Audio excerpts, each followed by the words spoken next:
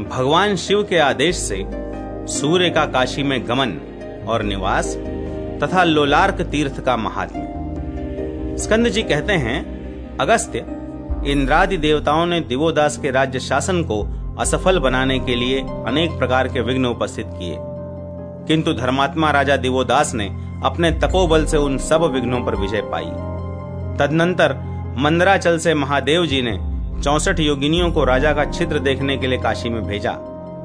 वे योगिनियां 12 महीनों तक काशी में रहकर निरंतर चेष्टा करते रहने पर भी राजा का कोई छिद्र न पा सकी, अतएव उनके ऊपर अपना कोई प्रभाव न डाल सकी। जब वे लौटकर वापस नहीं गईं, तब भगवान शिव ने सूर्यदेव को बुलाकर कहा, सप्ताश्ववाहन, तुम उस मंगलमयी काशीपुरी को शीघ्रता पूर्वक जाओ जहां धर्मात्मा राजा दिवोदास विद्यमान है। राजा के धर्म विरोध से जिस प्रकार वह क्षेत्र उजाड़ हो जाए वैसा करो, परंतु उस राजा का अनादर न करना, क्योंकि धर्म के मार्ग में लगे हुए सत्पुरुष का जो अपमान किया जाता है वह अपने ही ऊपर पड़ता है और वैसा करने से महान पाप भी होता है। यदि तुम्हारे बुद्धि विकास से राजा धर्म से च्युत हो जाएं, तब अपनी दुस्सह किरणों से तुम्हें उस नगर को उजाड़ देना चाहिए। राजा दिवोदास में काम, क्रोध, लोभ, मोह, ईर्ष्या और अहंकार का सर्वथा अभाव है, इसलिए उन्हें काल भी नहीं जीत सकता। सूर्य, जब तक धर्म में स्थिर बुद्धि है और धर्म में मन स्थिरता पूर्वक लगा हुआ है, तब तक विपत्ति में भी मनुष्यों के मार्ग में विघ्न का उदय कैसे हो सकता है। दिवाकर, इस संसार में जितने जीव हैं उन सब की चेष्टाओं को तुम जानते हो, इसलिए लोक चक्षु कहलाते हो। मेरे बताए हुए कार्य की सिद्धि के लिए जाओ। भगवान शिव की आज्ञा शिरोधार्य करके सूर्यदेव काशीपुरी में गए। वहां बाहर भीतर विचरते हुए उन्होंने राजा में थोड़ा सा भी धर्म का व्यतिक्रम नहीं देखा। वे अनेक रूप धारण करके 1 वर्ष तक काशी में रहे।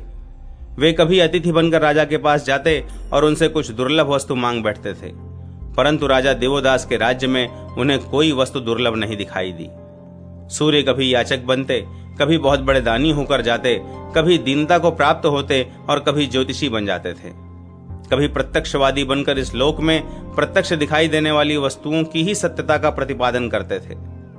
कभी जटाधारी बनते, कभी दिगंबर हो जाते और कभी विष उतारने की विद्या में प्रवीण सपेरा बन जाते थे।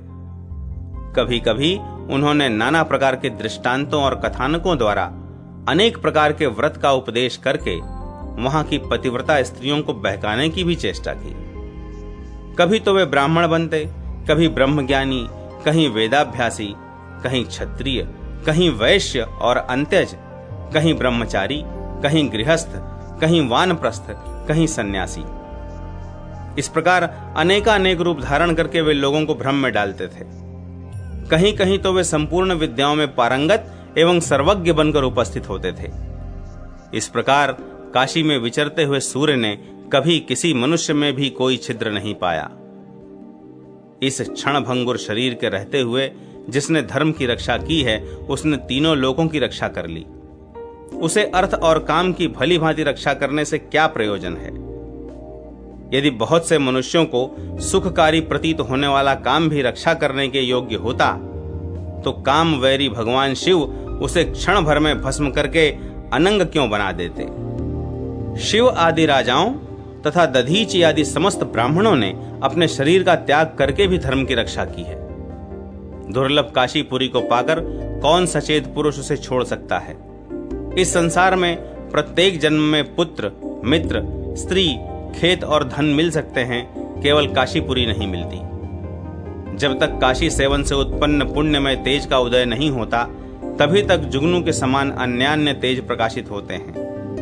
इस प्रकार काशी के प्रभाव को जानने वाले तथा अंधकार को दूर करने वाले लोकचक्षु सूर्यदेव अपने को 12 स्वरूपों में व्यक्त करके काशीपुर में स्थित हो गए। इनमें पहले लोलार्क है, दूसरे उत्तरार्क, तीसरे सांबादित्य, चौथे द्रौपदादित्य, पांचवें मयूखादित्य, छठे खखोलकादित्य, सातवें अरुणादित्य, आठवें वृद्धादित्य, नवें केशवादित्य, 10वें विमलादित्य, 11वें गंगादित्य तथा 12वें यमादित्य। ये 12 काशीपुरी में स्थित हैं। अगस्त्य, जिनका तमोगुण अधिक बढ़ा हुआ है, ऐसे दुष्टों से ये सदा इस क्षेत्र की रक्षा करते हैं। अर्क अर्थात भगवान सूर्य का मन काशी के दर्शन के लिए लोल अर्थात चंचल हो उठा था, इसलिए काशी में उनकी लोलार्क नाम से ख्याति हुई। दक्षिण दिशा में असी संगम के समीप लोलार्क की स्थिति है। वे सदा काशीवासी मनुष्यों के योग क्षेम की सिद्धि करते हैं। मार्गशीर्ष मास की सप्तमी या षष्ठी तिथि को रविवार का योग होने पर वहां की वार्षिक यात्रा करके मनुष्य समस्त पापों से मुक्त हो जाता है। मनुष्य असी संगम में स्नान करके देवताओं और पितरों का तर्पण एवं विधि पूर्वक श्राद्ध करे तो वह पितरों के ऋण से छूट जाता है। जो मनुष्य रविवार को लोलार्क का दर्शन करके उनका चरणामृत लेता है, उसे कोई दुख नहीं होता और खुजली, दाद तथा फोड़ा फुंसी का कष्ट भी नहीं भोगना पड़ता। जो श्रेष्ठ मनुष्य लोलार्क के इस महात्म्य को सुनता है, वह इस दुख सागर संसार में कहीं भी दुखी नहीं होता। उत्तरार्क सूर्य की महिमा, सुलक्षणा की तपस्या और उस पर शिव पार्वती की कृपा। स्कंद जी कहते हैं, काशीपुरी की उत्तर दिशा में उत्तम अर्क कुंड है, जहां भगवान सूर्य उत्तरार्क नाम से निवास करते हैं। मुने, वहां जो इतिहास घटित हो चुका है उसको सुनो। काशीपुरी में प्रियव्रत नाम से प्रसिद्ध एक ब्राह्मण थे, जो आत्रेय कुल में उत्पन्न, सदाचारी तथा अतिथि जनों के प्रेमी थे।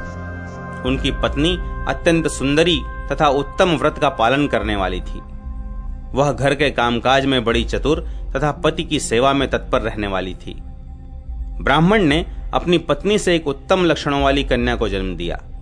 वह कन्या मूल नक्षत्र के प्रथम चरण में उत्पन्न हुई थी। उस समय बृहस्पति केंद्र में थे। ब्राह्मण की वह कन्या माता पिता के घर में दिन दिन बढ़ने लगी। यह बड़ी रूपवती, विनयशील, सदाचार परायणा तथा माता पिता का प्रिय करने वाली थी। घर की सामग्रियों को मांज धोकर साफ सुथरा रखने में अत्यंत निपुण थी।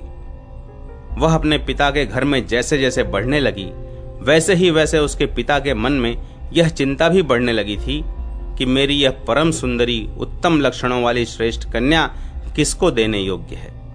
इसके योग्य उत्तम वर मुझे कहाँ मिलेगा, जो कुल, अवस्था, शील, स्वभाव, शास्त्राध्ययन, रूप और धन से भी संपन्न हो। किसके साथ ब्याह होने पर इसे सुख मिलेगा। इस प्रकार चिंता नामक ज्वर से ग्रस्त हो प्रियव्रत ब्राह्मण गृह आदि सब वस्तुओं का त्याग करके मृत्यु को प्राप्त हो गए। पिता के मरने पर उस कन्या की पतिव्रता माता भी कन्या को अकेली छोड़कर पति के पीछे चली गई। पतिव्रत का पालन करने वाली सहधर्मिणी का यह धर्म ही है कि वह पति के जीते जी तथा मरने पर भी पति के ही साथ रहे। पुत्र, पिता, माता और बंधु बांधव, इनमें से कोई भी पति के सदृश स्त्री की रक्षा नहीं करते। स्त्री अपने पति के चरणों की जो सेवा करती है, वह सेवा ही सर्वत्र उसकी रक्षा करती है। माता पिता के मरने पर वह सुलक्षणा नाम वाली कन्या दुख से व्याकुल हो उठी। उसने उन्हें ऊर्ध्वदैहिक संस्कार करके दशाह आदि क्रियाएं संपन्न की और अनाथ एवं दीन होकर वह बड़ी भारी चिंता करने लगी। अहो, मैं पिता माता से हीन, असहाय, अबला इस संसार सागर के उस पार, जहां पहुंचना अत्यंत कठिन है, कैसे जा सकूंगी, क्योंकि स्त्री भाव सबके द्वारा तिरस्कृत होने वाला है। मेरे माता पिता ने मुझे किसी वर को अर्पण नहीं किया। ऐसी दशा में मैं स्वेच्छा से दूसरे किसी वर का वर्ण कैसे करूं? यदि मैंने किसी का वर्ण कर भी लिया, तो भी यदि वह कुलीन, गुणवान, सुशील और अपने अनुकूल रहने वाला न मिला, तो उसका वर्ण करने से भी क्या लाभ होगा। इस प्रकार चिंता करती हुई रूप, उदारता और गुणों से युक्त उस ब्राह्मण कन्या ने अनेकों युवकों द्वारा प्रतिदिन बार बार प्रार्थना की जाने पर भी किसी को अपने हृदय में स्थान नहीं दिया। पिता माता की मृत्यु और उनके अद्भुत वात्सल्य का विचार करके वह बार बार अपनी और इस नश्वर संसार की निंदा करने लगी। अहो, जिन्होंने मुझे जन्म दिया और बड़े लाड़ प्यार से पाला, वे मेरे माता पिता कहाँ चले गए। देहधारी जीव की इस अनित्यता को धिक्कार है। जैसे मेरे ही आगे मेरे माता पिता का शरीर चला गया, उसी प्रकार मेरा भी शरीर चला जाएगा। ऐसा विचार करके उस बालिका ने अपने मन और इंद्रियों को काबू में किया और स्थिर चित्त हो दृढ़ता पूर्वक ब्रह्मचर्य का पालन करती हुई वह उत्तरार्क देव के समीप कठोर तपस्या करने लगी। उसकी तपस्या के समय प्रतिदिन एक छोटी सी बकरी उसके आगे आकर अविचल भाव से खड़ी हो जाती। फिर संध्या के समय वह कुछ घास तथा पत्ते आदि चरकर और उत्तरार्क कुंड का जल पीकर अपने स्वामी के घर को लौट जाती थी। इस प्रकार 5-6 वर्ष व्यतीत होने पर एक दिन भगवान शिव पार्वती देवी के साथ लीला पूर्वक विचरते हुए वहां आए। उत्तरार्क देव के समीप तपस्या करती हुई सुलक्षणा को उन्होंने ठूंठ पेड़ की भांति अविचल और तपस्या से अत्यंत दुर्बल देखा। तब दयामयी पार्वती देवी ने भगवान शंकर से निवेदन किया, देव, यह सुंदरी कन्या बंधु बांधवों से हीन है, इसे वर देकर अनुग्रहित कीजिए। पार्वती जी का यह वचन सुनकर दया सागर भगवान शिव ने नेत्र बंद कर समाधि में स्थित हुई उस कन्या से वर देने के लिए उद्यत होकर बोले, उत्तम व्रत का पालन करने वाली सुलक्षणे, मैं तुम पर बहुत प्रसन्न हूं, तुम कोई वर मांगो। महादेव जी की यह अमृत वर्षिणी वाणी सुनकर सुलक्षणा ने जब नेत्र खोले तब देखा सामने वरदान देने के लिए उद्यत भगवान त्रिलोचन खड़े हैं और उनके वामांग भाग में देवी उमा विराजमान है। उन दोनों का दर्शन करके सुलक्षणा ने हाथ जोड़कर प्रणाम किया। इतने में ही उसे अपने आगे खड़ी हुई वह बकरी दिखाई दी। तब वह सोचने लगी, इस जीवलोक में अपना स्वार्थ सिद्ध करने के लिए कौन मनुष्य जीवन नहीं धारण करता है, परंतु जो परोपकार के लिए जीवन धारण करता है उसी का जीवन धारण सफल है। मन ही मन ऐसा विचार कर उसने भगवान शिव से कहा, कृपा निधान, यदि आप मुझे वर देना उचित समझते हैं तो पहले इस बेचारी बकरी पर अनुग्रह कीजिए।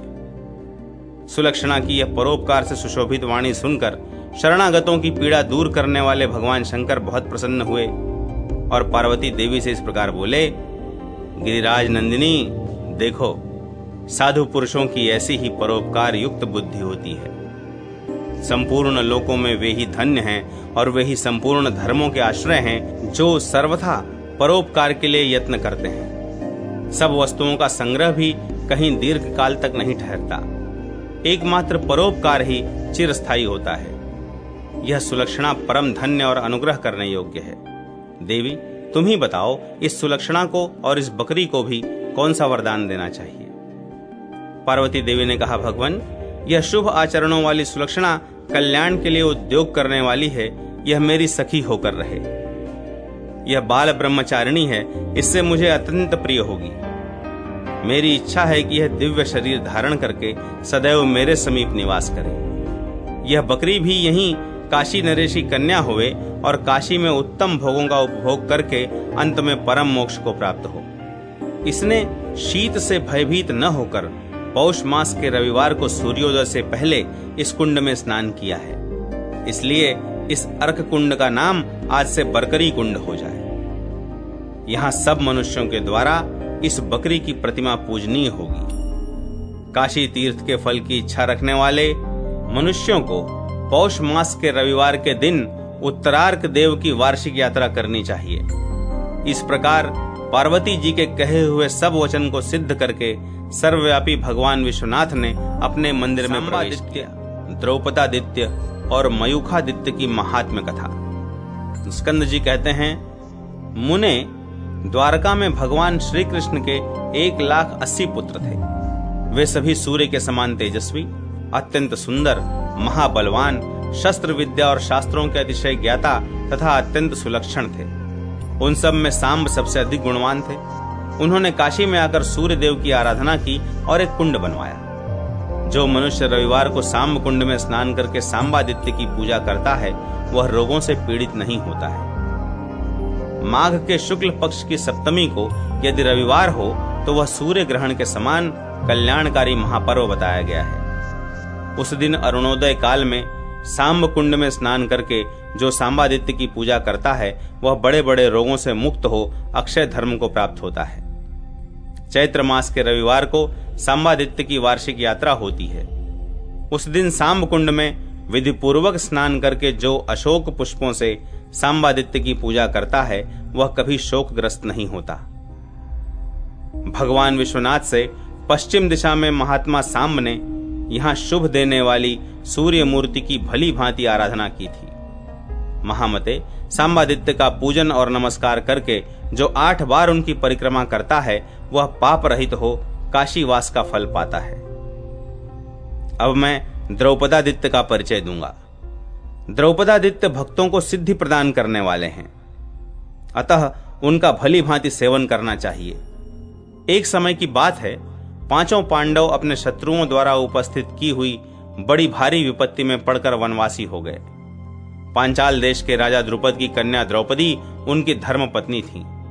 उसने अपने पतियों के दुख से संतप्त होकर भगवान सूर्य की आराधना की। इससे प्रसन्न होकर भगवान सूर्य ने द्रौपदी को करछुल और ढक्कन के साथ एक अक्षय स्थाली पात्र अर्थात बटलोई दिया और इस प्रकार कहा, महाभागे, इस स्थाली से जितने भी अन्न की इच्छा रखने वाले लोग आएंगे वे सभी तृप्ति को प्राप्त होंगे। ऐसा तभी तक होगा जब तक तुम भोजन नहीं कर लोगी। तुम्हारे भोजन कर लेने पर यह खाली हो जाएगी। यह रसीले व्यंजनों की निधि है और इच्छानुसार भोजन देने वाली है। जो मनुष्य भगवान विश्वनाथ के दक्षिण भाग में तुम्हारे सम्मुख स्थित हुए मुझ द्रौपदादित्य की आराधना करेगा उसकी भूख की पीड़ा नष्ट हो जाएगी। धर्मप्रिय द्रौपदी, काशी में तुम्हारे दर्शन से रोग और भूख प्यास का भय नहीं रहेगा। इस प्रकार वर देकर सूर्यदेव भगवान शंकर की आराधना में लग गए। जो मनुष्य द्रौपदी के द्वारा आराधित भगवान सूर्य की कथा को भक्ति पूर्वक सुनेगा उसका पाप नष्ट हो जाएगा। स्कंद जी कहते हैं, मुने, मैंने द्रौपदादित्य की महिमा संक्षेप से कही। अब महीकुहादित्य का महात्म्य सुनो। पूर्व काल में त्रिभुवन विख्यात पंचगंगा तीर्थ में भगवान सूर्य ने अत्यंत उग्र तपस्या की। गभस्तीश्वर नामक महालिंग और भक्तों को मंगल प्रदान करने वाली मंगला नामक गौरी देवी की स्थापना करके उनकी आराधना करते हुए भगवान सूर्य तीव्र तप के तेज से अत्यंत जाज्वल्यमान हो उठे। उस समय पृथ्वी और आकाश के बीच का समस्त प्रदेश त्रिलोकी को दग्ध करने में समर्थ सूर्य किरणों द्वारा अत्यंत संतप्त हो उठा। जैसे कदम्ब फल के ऊपर सब ओर से पुष्प ही दिखाई देते हैं, फल नहीं, उसी प्रकार ऊपर नीचे और अगल बगल में सब और केवल सूर्य की किरणें ही दिखाई देती थीं, सूर्यदेव नहीं। तेज और तपस्या की राशिभूत सूर्य की तपोमयी ज्वालाओं के तीव्र भय से तीनों लोगों के समस्त चराचर प्राणी कांप उठे। सब मन ही मन सोचने लगे, अहो, सूर्यदेव संपूर्ण जगत के आत्मा है। यदि वही हमें जलाने लगे तो कौन हमारा रक्षक होगा। सूर्य समस्त संसार के नेत्र हैं, यही सब ओर प्रकाश फैलाते हैं और प्रतिदिन प्रातः काल मृत प्राय जगत को नूतन जीवन देकर जागृत करते हैं। यही अंधकारमय अंधकूप में पड़े हुए समस्त प्राणियों का चारों ओर अपने किरण रूप हाथ फैलाकर उद्धार करते हैं। इस प्रकार संपूर्ण विश्व को व्याकुल देख विश्व रक्षक भगवान विश्वनाथ सूर्यदेव को वर देने के लिए गए। वे समाधि में स्थित होकर अपने आप को भी भूल गए थे। अत्यंत निश्चल भाव से बैठे हुए अंशुमाली सूर्य को देखकर भगवान शंकर ने कहा, आकाश में प्रकाशित होने वाले सूर्य, अब तपस्या की आवश्यकता नहीं है, वह पूरी हो गई। अब कोई वर मांगो। सूर्यदेव ध्यान एवं समाधि के द्वारा अपनी इंद्रिय वृत्तियों को रोककर स्थिर बैठे थे, अतः उन्होंने भगवान शंकर की बात नहीं सुनी। तब शिवजी ने अपने हाथ से उनका स्पर्श किया। उनका स्पर्श पाते ही विश्वलोचन सूर्य ने अपनी आंखें खोली और अपने आराध्य देव भगवान शिव को प्रत्यक्ष देखकर साष्टांग प्रणाम किया। तदनंतर उन्होंने इस प्रकार स्तुति की। सूर्य बोले, देवाधिदेव, जगतपते, सर्वव्यापी, भर्ग, भीम, भव, चंद्रभूषण, भूतनाथ तथा भव भयहारी देव, आप प्रणत जनों को मनोवांछित वस्तु देने वाले हैं, आपको नमस्कार है। चंद्रचूड़, मृड, धूर्जटे, हर, त्रक्ष, दक्ष के सैकड़ों यज्ञों का नाश करने वाले शांत, शाश्वत, शिवापते, शिव, आप प्रणत जनों को मनोवांछित वस्तु देने वाले हैं, आपको मैं नमस्कार करता हूँ। नील लोहित अभीष्ट वस्तु देने वाले त्रिलोचन, विरूपाक्ष, व्योमकेश, जीवों के अज्ञानमय बंधन का नाश करने वाले, आप प्रणत जनों की मनोवांछा पूर्ण करने वाले हैं, आपको मेरा नमस्कार है। वामदेव, शितिकंठ, शूलपाणे, चंद्रशेखर, नागेंद्र भूषण, कामनाशन, पशुपते, महेश्वर, आप शरणागतों की इच्छा पूर्ण करने वाले हैं, आपको मैं नमस्कार करता हूँ। त्र्यंबक, त्रिपुरारे, ईश्वर, सबकी रक्षा करने वाले त्रिनयन, तीनों वेद स्वरूप, कालकूट के विष का दलन करने वाले, काल के भी काल, आप प्रणत जनों की मनोवांछित वस्तुओं को देने वाले हैं, आपको नमस्कार है। आप जहां हैं वहां रात्रि का अभाव है। सर्व, आप सर्वव्यापी हैं, स्वर्ग मार्ग का सुख देने वाले तथा अपवर्ग की प्राप्ति कराने वाले हैं। अंधकासुर के शत्रु तथा जटाजूटधारी हैं। प्रभो, आप प्रणत जनों की इच्छा पूर्ण करने वाले हैं, आपको मेरा नमस्कार है। आप भक्तों के लिए कल्याणकारी और दुष्टों के लिए उग्र हैं। गिरिराज नंदिनी के प्राणवल्लभ, आप ही सबके वास्तविक पति हैं। विश्वनाथ, ब्रह्मा और विष्णु भी आपकी स्तुति करते हैं। आप ही वेदों के द्वारा जानने योग्य परमात्मा हैं। आपको सबकी चेष्टाओं का ज्ञान है। नाथ, आप अपने चरणों में मस्तक झुकाने वाले भक्तों को उनकी अभीष्ट वस्तुएं देते हैं, आपको नमस्कार है। यह विश्व आपका ही स्वरूप है, तथापि आप सबसे परे हैं। आप ही निराकार ब्रह्म हैं। आप में कुटिलता का सर्वथा अभाव है। आप अमृत अर्थात मोक्ष देने वाले हैं। मन और वाणी की पहुंच से सर्वथा दूर हैं। दूर तक पहुंचे हुए सर्वव्यापी परमेश्वर, आप प्रणत जनों को मनोवांछित वस्तुएं प्रदान करने वाले हैं, आपको मेरा नमस्कार। इस प्रकार स्तुति करके सूर्य ने महादेव जी और पार्वती जी की परिक्रमा की। तदनंतर प्रसन्न चित्त होकर उन्होंने शिव के वामांग भाग में विराजमान गौरी देवी का इस प्रकार स्तवन किया। सूर्य बोले, देवी, आपको प्रणाम करने में प्रवीण जो भक्त पुरुष अपने ललाट को आपके चरणारविंदों की धूलि से उज्ज्वल करता है, जन्मांतर में भी चंद्रमा की मनोहर लेखा उसके भाल प्रदेश को अत्यंत उज्ज्वल बना देती है। अर्थात वह पुरुष भगवान शंकर का सारूप्य प्राप्त कर लेता है। श्रीमती मंगला गौरी, आप संपूर्ण मंगलों की जन्मभूमि हैं। श्री मंगले, आप संपूर्ण पाप राशि रूपी रुई को दग्ध करने के लिए प्रज्वलित अग्नि हैं। श्री मंगले, आप संपूर्ण दानवों के दर्प का दलन करने वाली हैं। श्री मंगले, आप इस संपूर्ण विश्व की रक्षा करें। विश्वेश्वरी, आप ही समस्त जगत के जीवों की सृष्टि, पालन तथा प्रलय काल में उनका संहार करने वाली हैं। आपके नाम कीर्तन से प्रकट हुई पुण्यमयी निर्मल नदी पातक रूपी तटवर्ती वृक्षों को बहा ले जाती है। मातः, आप भगवान शिव की प्रिया हैं। आप ही संसार के दुस्सह दुख भार का निवारण करने वाली हैं। इस जगत में आपके सिवा दूसरी कोई ऐसी शक्ति नहीं है जो शरणागतों की रक्षा करने में समर्थ हो। जिनके ऊपर आपका कल्याणकारी कृपा कटाक्ष हो जाता है, वे ही समस्त भुवनों में धन्य हैं और वे ही माननीय हैं। देवी, आप सहज प्रकाश स्वरूपा हैं। काशीपुरी में आप सदा निवास करती हैं और प्रणत जनों के लिए मोक्ष लक्ष्मी रूपा हैं। जो लोग निरंतर आपका स्मरण करते हैं, वे मोक्ष रूपी धन की रक्षा करने में कुशल एवं उसे पाने के सुयोग्य पात्र हैं। उनकी बुद्धि परम शुद्ध है।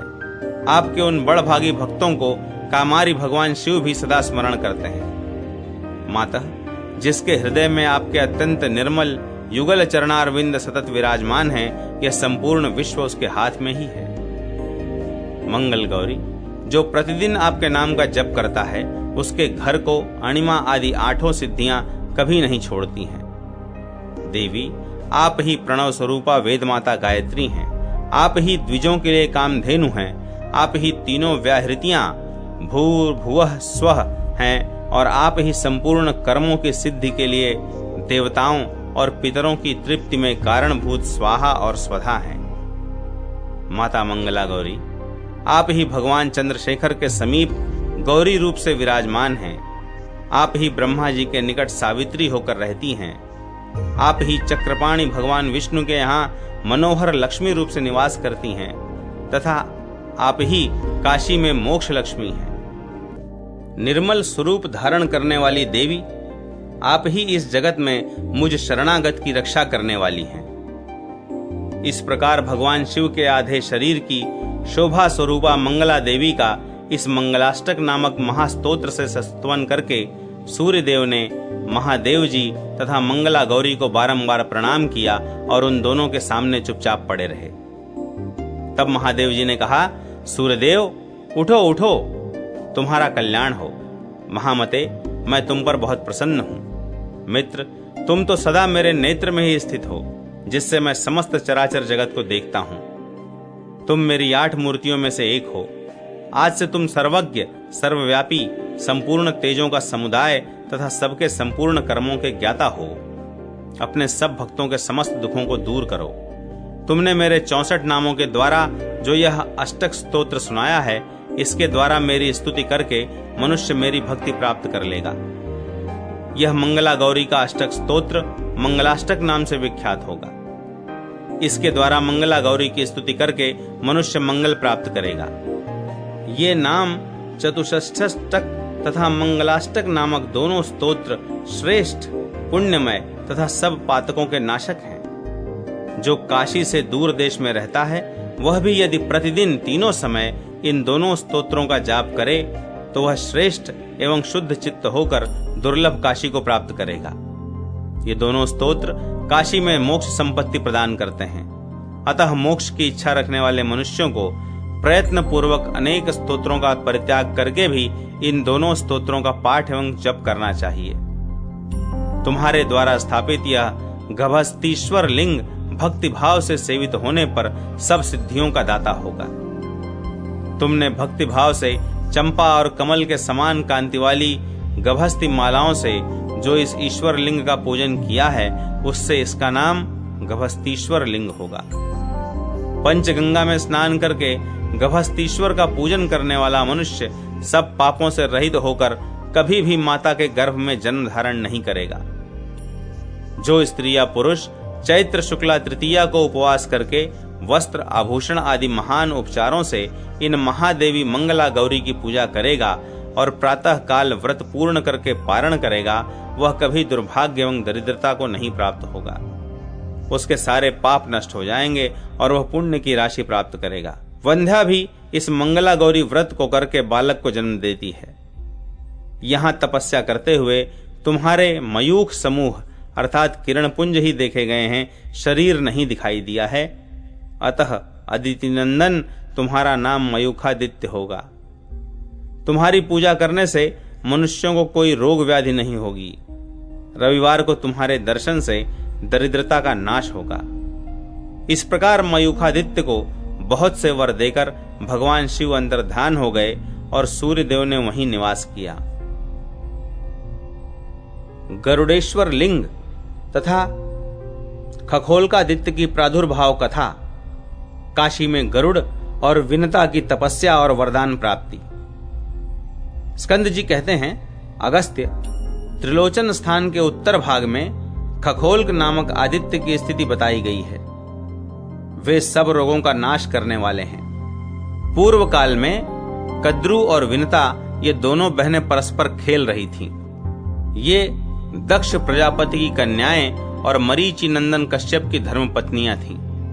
उस खेल में कद्रु ने अपनी बहन से कहा, विनते, सूर्य के रथ में जो उच्चैश्रवा नामक घोड़ा सुना जाता है, उसका रूप कैसा है? जानती हो तो कहो। हम दोनों शर्त रखकर इसका निर्णय करें, जो जिससे पराजित हो वह उसकी दासी हो।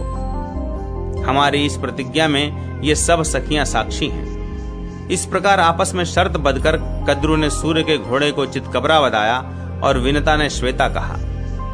विनता के चले जाने पर कद्रु ने अपने पुत्रों को बुलाकर कहा, तुम मेरे वचन से शीघ्र ही उच्चैश्रवा घोड़े के समीप जाओ और उसे श्याम रंग से युक्त चितकबरा कर दो।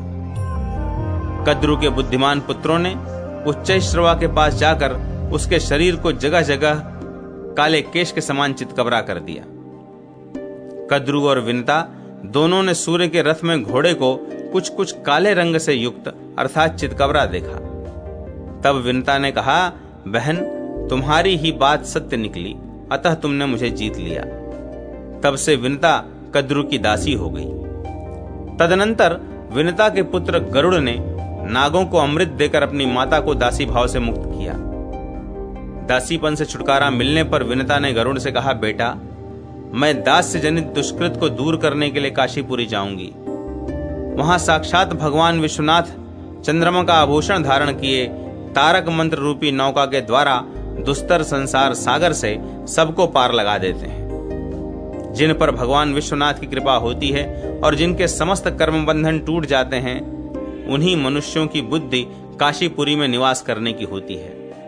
समस्त पाप धुल जाने के कारण जिनका मन काशीपुरी में निवास करने के लिए उत्सुक होता है, वे ही इस संसार में वस्तुतः मनुष्य हैं। दूसरे लोग तो मनुष्य के रूप में पशु ही हैं। माता की यह बात सुनकर गरुड़ ने नमस्कार करके कहा, मैं भी भगवान शिव से सम्मानित काशीपुरी का दर्शन करने के लिए चलूंगा। तत्पश्चात माता की आज्ञा पाकर पक्षीराज गरुड़ उन्हीं के साथ क्षण भर में मोक्ष भूमि वाराणसीपुरी में आ पहुंचे। वहां इन दोनों ने बड़ी भारी तपस्या की। अविचल इंद्रियों वाले पक्षीराज गरुड़ ने शिवलिंग की स्थापना की और विनता ने खखोल्क नामक आदित्य को स्थापित किया। थोड़े ही दिनों में उन दोनों की तीव्र तपस्या से काशी में भगवान शंकर और सूर्यदेव दोनों प्रसन्न हो गए। गरुड़ द्वारा स्थापित शिवलिंग से उमानाथ भगवान शिव प्रकट हुए और उन्होंने गरुड़ को बहुत से अत्यंत दुर्लभ वरदान दिए। पक्षीराज, मेरे यथार्थ रहस्य को जिसे देवता भी नहीं जान सके हैं, तुम जान लोगे। तुम्हारे द्वारा स्थापित यह लिंग गरुड़ेश्वर के नाम से विख्यात होगा। इसका दर्शन, स्पर्श और पूजन मनुष्यों को परम ज्ञान देने वाला होगा। हम ही वह विष्णु हैं और वह विष्णु ही हम हैं। हम दोनों में तुम्हारी भेद दृष्टि नहीं होनी चाहिए। तुम भगवान विष्णु के श्रेष्ठ वाहन होकर स्वयं भी पूजनीय हो जाओगे। अपने भक्त गरुड़ को इस प्रकार वरदान देकर भगवान शंकर वहीं अंतर्ध्यान हो गए और गरुड़ जी भी भगवान विष्णु के वाहन होकर भूमंडल में सबके लिए पूजनीय हो गए। तदनंतर एक दिन तपस्या में संलग्न हुई विनता को देखकर शिव के ही दूसरे रूप खखोल्कादित्य नामक सूर्यदेव प्रकट हुए और उन्होंने विनता को शिव ज्ञान से युक्त पापनाशक वरदान दिया। वरदान देकर वे काशी में ही रह गए और विनतादित्य के नाम से प्रसिद्ध हुए। इस प्रकार काशी के विघ्न स्वरूप अंधकार का नाश करने वाले खखोल्क नामक आदित्य वहां निवास करते हैं। उनके दर्शन मात्र से मनुष्य सब पापों से मुक्त हो जाता है। काशी में पैशंगिल तीर्थ में भगवान खखोल्कादित्य का दर्शन करने से मनुष्य क्षण भर में निरोग हो जाता है और मनोवांछित वस्तु को प्राप्त करता है। काशी खंड पूर्वार्ध, काशी खंड उत्तरार्ध। अरुणादित्य, वृद्धादित्य, केशवादित्य, विमलादित्य, गंगादित्य तथा यमादित्य की महिमा का वर्णन। स्कंद जी कहते हैं, महामते, विनतानंदन अरुण ने काशी में तपस्या करके भगवान सूर्य की आराधना की। इससे प्रसन्न होकर आदित्य ने अरुण को अनेक वर दिए और उन्हीं के नाम पर अरुणादित्य नाम से विख्यात हुए। सूर्यदेव बोले, विनतानंदन, तुम जगत के हित के लिए घोर अंधकार का नाश करते हुए सदा मेरे रथ पर आगे सारथी के स्थान पर बैठा करो। जो यहाँ अरुणादित्य नाम से प्रसिद्ध मेरा निरंतर पूजन करेंगे, उन्हें दुख, दरिद्रता और पाप की प्राप्ति नहीं होगी। वे न तो रोगों से पीड़ित होंगे और न उन्हें कोई उपद्रव ही सतावेंगे। ऐसा कहकर भगवान सूर्य उन्हें रथ पर बिठाकर अपने साथ ले गए। तब से लेकर आज भी प्रातः काल सूर्य के रथ पर अरुण का उदय होता है। जो मनुष्य प्रातः काल उठकर प्रतिदिन सूर्य सहित अरुण को नमस्कार करता है, उसे दुख का भय कहां से हो सकता है। जो श्रेष्ठ मनुष्य अरुणादित्य का महात्म्य सुनेगा, उसे किसी प्रकार के पाप की प्राप्ति नहीं होगी। अगस्त्य, अब वृद्धादित्य का महात्म्य सुनो। प्राचीन काल में काशीपुरी में महातपस्वी वृद्ध हारीत ने भगवान सूर्य की आराधना की। विशालाक्षी देवी के दक्षिण भाग में सूर्य देव की शुभ लक्षणों से युक्त शुभदायिनी मूर्ति स्थापित करके दृढ़ भक्ति के साथ उन्होंने सूर्य देव का आराधन किया। इससे प्रसन्न होकर भगवान सूर्य ने वृद्ध तपस्वी हारीत से कहा, मांगो, तुम्हें कौन सा वर अभीष्ट है जो दिया जाए। मुनि ने कहा, मुझको पुनः युवावस्था प्रदान कीजिए। युवावस्था प्राप्त होने पर मैं उत्तम तपस्या करूंगा, क्योंकि तपस्या ही श्रेष्ठ धर्म है, तपस्या ही श्रेष्ठ धन है, तपस्या ही श्रेष्ठ काम है और तपस्या ही श्रेष्ठ मोक्ष है। जितेंद्रिय पुरुष दीर्घ काल तक तपस्या करने के लिए ही चिरस्थायी आयु चाहते हैं, दान करने के लिए ही धन चाहते हैं, पुत्र प्राप्त करने के लिए ही स्त्री चाहते हैं और मोक्ष के लिए ही उत्तम ज्ञान चाहते हैं। तब सूर्यदेव ने तत्काल ही वृद्ध हारीत का बुढ़ापा दूर करके उन्हें रमणीयता की हेतु और पुण्य की साधन भूता युवावस्था प्रदान की। इस प्रकार महामुनि वृद्ध हारीत ने काशी में सूर्यदेव से युवावस्था प्राप्त करके उग्र तपस्या की। वृद्ध से पूजित होने के कारण वहां भगवान सूर्य वृद्धादित्य के नाम से प्रसिद्ध हैं। कुंभज, बुढ़ापा, दुर्गति तथा रोग का नाश करने वाले वृद्धादित्य की काशी में आराधना करके बहुतों ने सिद्धि प्राप्त की है। काशी में रविवार के दिन वृद्धादित्य को नमस्कार करके मनुष्य मनोवांछित सिद्धि प्राप्त कर लेता है, उसकी कभी भी दुर्गति नहीं होती। मुने, इसके बाद मैं तुम्हें केशवादित्य का उत्तम महात्म्य सुनाता हूं, सुनो। जिस प्रकार भगवान केशव के समीप पहुंचकर सूर्य देव ने ज्ञान प्राप्त किया था, वह प्रसंग इस प्रकार है। एक दिन आकाश में विचरण करते हुए सूर्यदेव ने काशी में भगवान केशव को विश्वनाथ जी की पूजा करते देखा। तब वे कौतूहलवश दूसरे रूप से आकाश से उतर आए और भगवान केशव के समीप बैठे। उस समय वे मौन होकर अविचल भाव से स्थित हो महान आश्चर्य में डूबे हुए अवसर की प्रतीक्षा करते रहे। जब भगवान विष्णु ने पूजा समाप्त की, तब सूर्यदेव ने हाथ जोड़कर उन्हें प्रणाम किया। श्री हरि ने सूर्यदेव को अपने समीप बैठा लिया। तत्पश्चात नमस्कार करके सूर्यदेव ने कहा, जगतपते, आप संपूर्ण विश्व के पालक तथा समस्त जगत के अंतरात्मा हैं। जगत पूज्य माधव, क्या इस काशीपुरी में आपके लिए भी कोई पूजनीय है? यह समस्त संसार आपसे ही प्रकट होता और आप में ही लय को प्राप्त होता है। आप ही संपूर्ण विश्व के पालक हैं। नाथ, समस्त संसार का संताप दूर करने वाले आप यह किसकी पूजा कर रहे हैं? आपके इस आश्चर्ययुक्त कार्य को देखकर ही मैं आपके समीप आया हूं। सहस्त्रों किरणों से सुशोभित श्री सूर्य देव का यह वचन सुनकर भगवान विष्णु ने हाथ के संकेत से उन्हें मना किया कि जोर से न बोलो।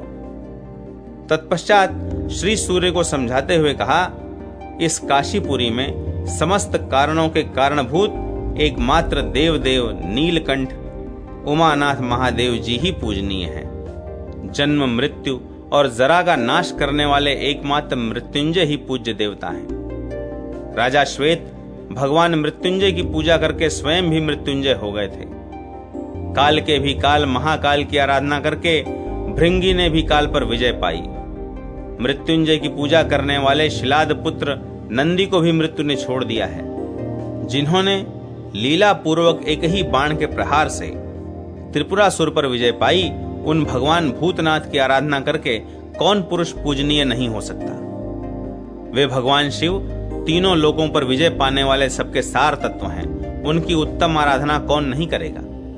जिनके नेत्रों की पलक के संकोच मात्र से संपूर्ण जगत का संकोच प्रलय हो जाता है और जिनके नेत्रों के खुलने से ही समस्त संसार की सृष्टि होती है, वे भगवान शिव किसके परम पूजनीय नहीं हैं। यहाँ भगवान शिव के शिव विग्रह की पूजा करके मनुष्य शीघ्र ही चारों पुरुषार्थों को प्राप्त कर लेता है। काशी में शिवलिंग की आराधना करके मनुष्य क्षण भर में 100 जन्मों के संचित पाप समूह को भी त्याग देता है। सूर्य, तुम भी अपने महान तेज को बढ़ाने वाली परम शोभा संपत्ति की प्राप्ति के लिए भगवान महेश्वर के श्री विग्रह की पूजा करो। भगवान विष्णु का यह वचन सुनकर श्री सूर्य देव स्फटिक मणि का शिवलिंग बनाकर आज भी इसकी पूजा करते हैं। वे भगवान केशव को गुरु मानकर उनके उत्तर भाग में आज भी स्थित हैं। इसलिए वे केशवादित्य के नाम से विख्यात हैं। वे काशी में अपने भक्तों के अज्ञानमय अंधकार को दूर करते हैं और पूजित होने से मनोवांछित फल देते हैं। श्रेष्ठ मनुष्य काशी में केशवादित्य की आराधना करके उस परम ज्ञान को पा लेता है जिससे मोक्ष की प्राप्ति होती है। वहां पादोदक तीर्थ में स्नान, संध्या और तर्पण आदि करके जो केशवादित्य का दर्शन करता है, वह जन्म भर के पातकों से छूट जाता है।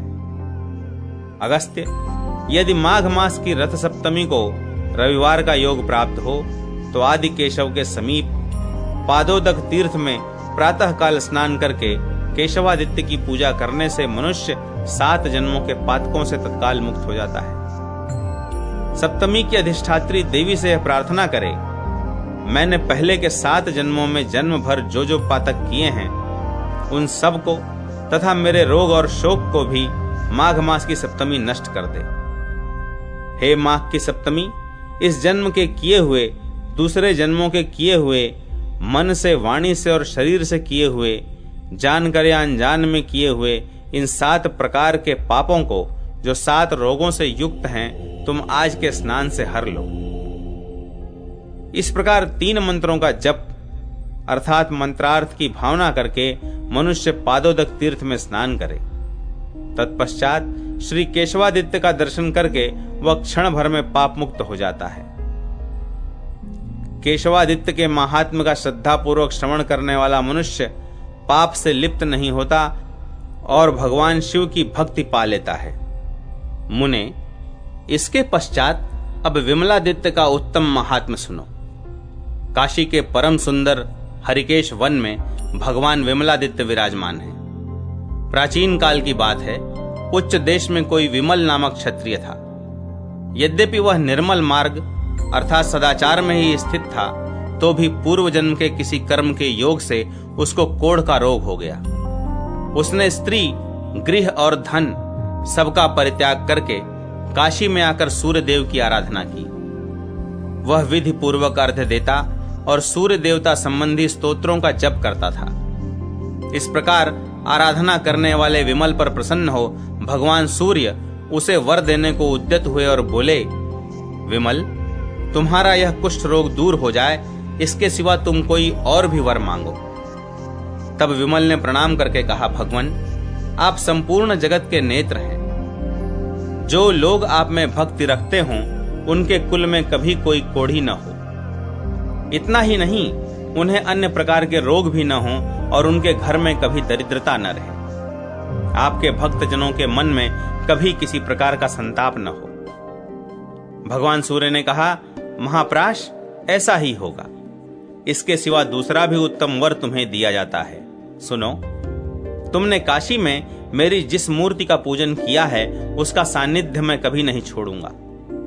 यह प्रतिमा तुम्हारे ही नाम से विख्यात होगी। इसका नाम विमलादित्य होगा। यह प्रतिमा सदा भक्तों को वर देने वाली तथा सब रोगों का नाश और समस्त पापों का संहार करने वाली होगी। ऐसा वरदान दे भगवान सूर्य वहीं अंतर्ध्यान हो गए। विमल भी निर्मल शरीर होकर अपने घर चला गया। इस प्रकार काशी में विमलादित्य सबका कल्याण प्रदान करने वाले हैं। उनके दर्शन मात्र से कोढ़ का रोग नष्ट हो जाता है। जो मनुष्य विमलादित्य की इस महात्म कथा को सुनता है, वह निर्मल शुद्धि को प्राप्त होता है और उसके मन की मैल धुल जाती है। भगवान विश्वनाथ के दक्षिण भाग में गंगादित्य हैं। उनके दर्शन मात्र से मनुष्य यहाँ शुद्धि को प्राप्त होता है। जब राजा भगीरथ को आगे करके गंगा जी काशीपुरी में आई, उस समय भगवान सूर्य गंगा जी की स्तुति करने के लिए वहीं स्थित हुए। इस समय भी वे गंगा जी को अपने सम्मुख करके दिन रात उनकी स्तुति करते रहते हैं और प्रसन्न चित्त हो गंगा जी के भक्तों को वरदान देते हैं। श्रेष्ठ मनुष्य काशी में गंगादित्य की आराधना करके कभी दुर्गति को नहीं पाता और न रोग का ही भागी होता है। महाभाग, अब यमादित्य के प्रकट होने की कथा सुनो। यमेश से पश्चिम और वीरेश से पूर्व की दिशा में यमादित्य की स्थिति है। उनका दर्शन कर लेने पर मनुष्य कभी यमलोक को नहीं देखता। पूर्व काल में यम ने यम तीर्थ में बड़ी भारी निर्मल तपस्या करके भक्तों के सिद्धिदाता यमेश और यमादित्य को स्थापित किया है। कुंभज, वहां साक्षात यम ने आदित्य की स्थापना की है, इसलिए वे यमादित्य कहलाते हैं। यमादित्य जीवों की यम यातना को हर लेते हैं। जो यम तीर्थ में स्नान करके यम के द्वारा स्थापित यमेश्वर और यमादित्य को नमस्कार करता है, वह कभी यमलोक को नहीं देखता। चतुर्दशी तिथि, भरणी नक्षत्र और मंगलवार का योग होने पर यम तीर्थ में स्नान, तर्पण और पिंडदान करके मनुष्य पितरों के ऋण से मुक्त हो जाता है।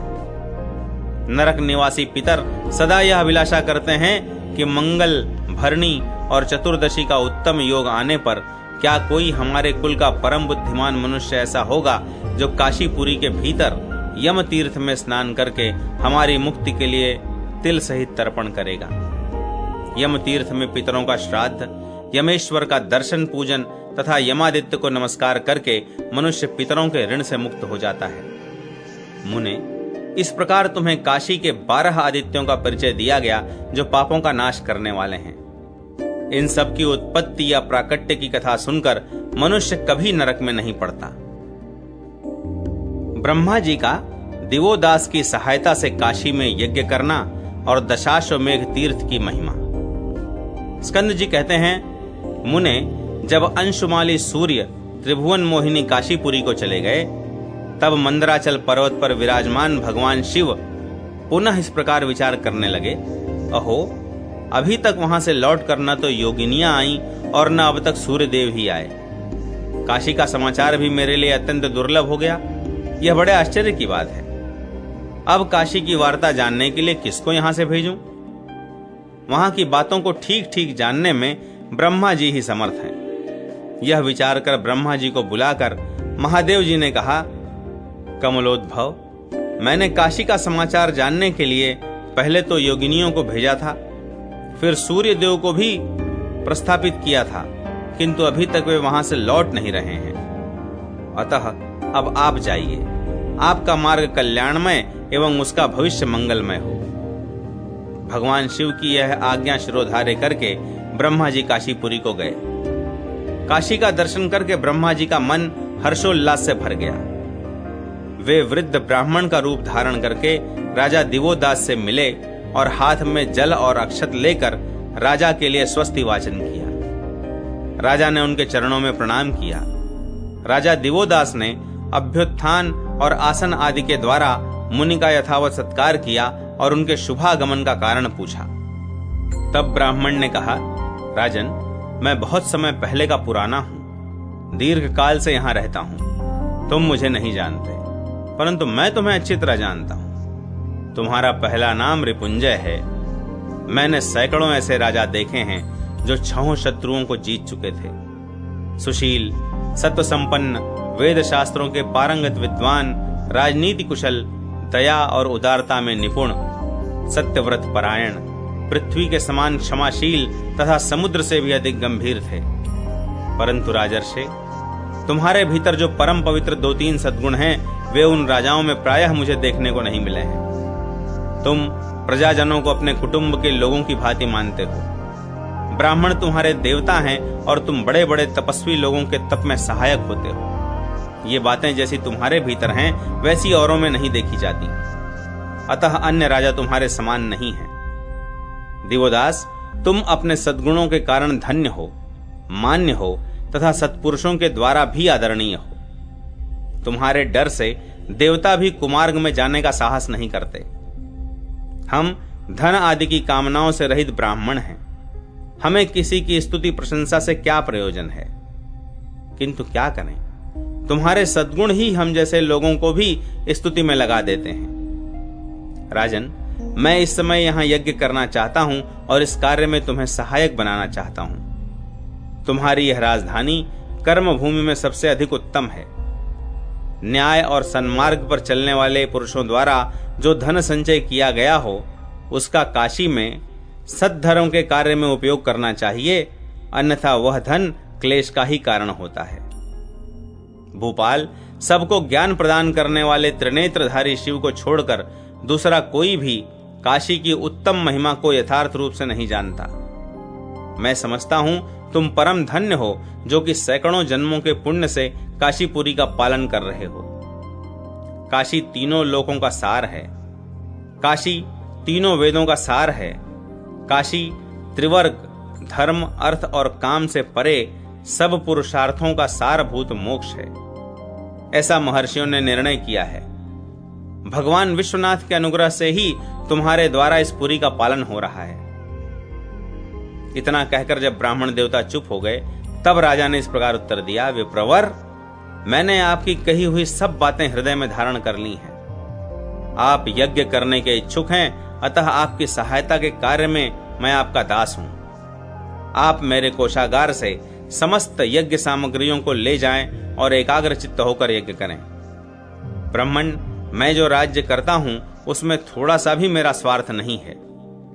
मैं तो अपने पुत्र, कलत्र तथा शरीर द्वारा भी परोपकार के लिए ही यत्न करता हूं। मनीषी महर्षियों ने राजाओं के लिए प्रजा वर्ग का यथावत पालन ही एकमात्र महान धर्म बताया है। द्विजोत्तम, मैं ब्राह्मणों के मुख में जो हवन करता हूं उसे यज्ञ कर्मों से भी बढ़कर मानता हूं। यह मेरे लिए बड़े आनंद की बात है कि आप मेरे घर कुछ मांगने के लिए आए हैं। धर्मात्मा राजा दिवोदास का यह वचन सुनकर ब्रह्मा जी अपने मन में बहुत संतुष्ट हुए।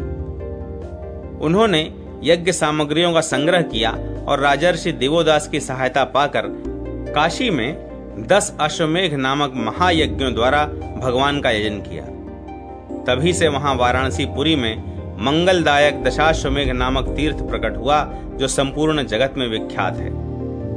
कुंभज, पहले उस तीर्थ का नाम रुद्र सरोवर था, पीछे से वह दशाश्वमेघ के नाम से प्रसिद्ध हुआ। उसके बाद भगीरथ के साथ स्वर्गलोक की नदी भागीरथी गंगा का वहां आगमन हुआ। इससे वह तीर्थ अत्यंत पुण्यजनक हो गया। ब्रह्मा जी वहां दशाश्वमेघेश्वर लिंग की स्थापना करके स्थित हो गए। धर्मानुरागी राजा दिवोदास में कोई भी छिद्र उन्हें नहीं मिला, अतः वे महादेव जी के सम्मुख जाकर क्या कहते। उस क्षेत्र के प्रभाव को जानकर भगवान विश्वनाथ का ध्यान करते हुए ब्रह्मेश्वर की स्थापना करके ब्रह्मा जी भी काशीपुरी में ही रह गए। अगस्त्य, सब तीर्थों में उत्तम दशाश्वमेघ है। वहां जाकर जो कुछ भी पुण्य कर्म किया जाता है वह अक्षय कहा गया है।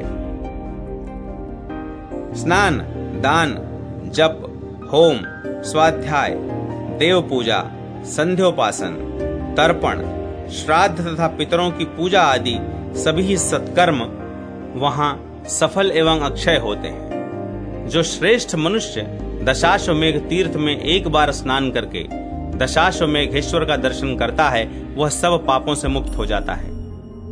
ज्येष्ठ मास के शुक्ल पक्ष की प्रतिपदा तिथि को दशाश्वमेघ तीर्थ में स्नान करके मनुष्य जन्म भर के पातकों से मुक्त हो जाता है। ज्येष्ठ शुक्ला द्वितीया को रुद्र सरोवर में स्नान करने से मनुष्य के 2 जन्मों के पाप तत्काल नष्ट हो जाते हैं। इसी प्रकार शुक्ल पक्ष की दशमी तक प्रत्येक तिथि में क्रमशः स्नान करने वाला मनुष्य प्रत्येक जन्म के पाप को त्याग देता है।